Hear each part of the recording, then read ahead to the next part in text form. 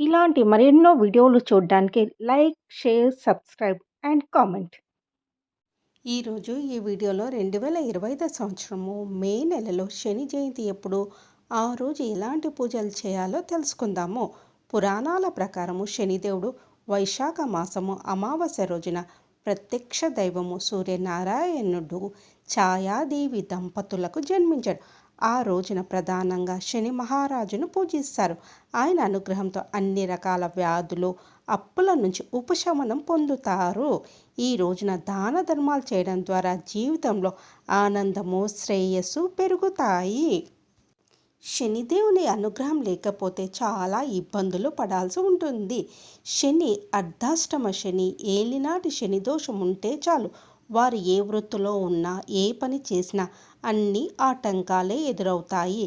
శని దోషంతో బాధపడేవారు శని జయంతి రోజున ప్రత్యేక పూజలు చేస్తే విముక్తి కలుగుతుంది. హిందూ సనాతన ధర్మంలో శని జయంతి అత్యంత పవిత్రమైన రోజుల్లో ఒకటి. శని అమావాస్య రోజునే శని జయంతిని జరుపుకుంటారు. హిందూ క్యాలెండర్ ప్రకారం ఏడాదికి 2 సార్లు శని జయంతిని జరుపుకుంటాం. 2025 సంవత్సరము మే నెలలో 27వ తేదీ మంగళవారం రోజున శని జయంతిని జరుపుకోనున్నాము.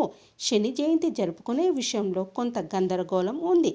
హిందూ క్యాలెండర్ ప్రకారము వైశాఖ మాసంలోని అమావాస్య తిథి మే 26వ తేదీ సోమవారము మధ్యాహ్నము 12:11 ప్రారంభమై 27వ తేదీ మంగళవారం రాత్రి 8:31 ముగుస్తుంది. కావున మనం శని దినోత్సవాన్ని మే 27వ తేదీ మంగళవారం రోజు జరుపుకోవాలి. శనిదేవుణ్ణి పూజించాలంటే జ్యోతిష శాస్త్రం ప్రకారము కొన్ని ప్రత్యేక సూచనలు ఉన్నాయి. అవి పాటించకపోతే ఆ వ్యక్తి శనిదేవుడు ఆగ్రహానికి గురవుతారు. జ్యోతిష్యం ప్రకారం శనిదేవునికి చాలా ప్రాధాన్యం ఉంటుంది. జాతకంలో శని వక్ర దృష్టి కలిగి ఉన్నట్లయితే వారు పడే బాధలు అన్నీ ఇన్ని కాదని జ్యోతిష్య నిపుణులు చెప్తూ ఉంటారు. పండితులు తెలిపిన వివరాల ప్రకారము శనిదేవుణ్ణి న్యాయదేవుడు, కర్మఫలదాత అని కూడా అంటారు. అందుకే శనిదేవుడు పుట్టినరోజు ప్రత్యేక పూజలు చేయాలి. శని జయంతి పూజా విధానం గురించి తెలుసుకుందాము. శనీశ్వరుడి జన్మ దినోత్సవం రోజున పూజ చేయడానికి ఉదయం స్నానం చేసి శుభ్రమైన బట్టలు ధరించాలి.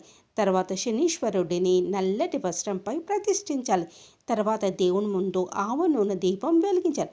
పంచగవ్యము, పంచామృతము మొదలైన వాటితో స్నానం చేసిన తర్వాత కుంకుమ పెట్టాలి. తర్వాత పువ్వులు సమర్పించి నూనెతో చేసిన స్వీట్లను ప్రసాదంగా సమర్పించాలి. తర్వాత జపమాల తీసుకుని శని మంత్రాన్ని జపించాలి. ఓం ప్రం ప్రీం ప్రౌ సహ శనీశ్వరాయ నమః అనే పంచోపచార మంత్రాన్ని జపించాలి. తర్వాత శని చాలీసా పారాయణం చేసి శనిదేవునికి హారతి ఇవ్వాలి. చివరగా పూజ సమయంలో తెలిసి తెలియక చేసిన తప్పులకు క్షమాపణ అడగాలి. శనీశ్వరుడి ఆశీర్వాదం ఆ రోజు పొందగలుగుతాము.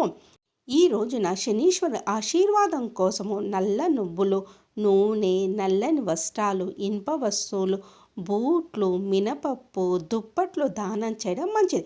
అంతేకాదు పేదవారికి అన్న వితరణ చేయడం శుభప్రదము. శని ప్రభావాలు చాలా ముఖ్యమైనవి. ఎందుకంటే ఇది ఒక వ్యక్తి జీవితాన్ని విపరీతంగా ప్రభావితం చేస్తుంది. అరుదుగా మాత్రమే శని దాని ప్రతికూల ప్రభావాన్ని చూపుతుంది. గత జన్మలో చేసిన కర్మలపై ఈ శని ప్రభావం ఆధారపడి ఉంటుంది.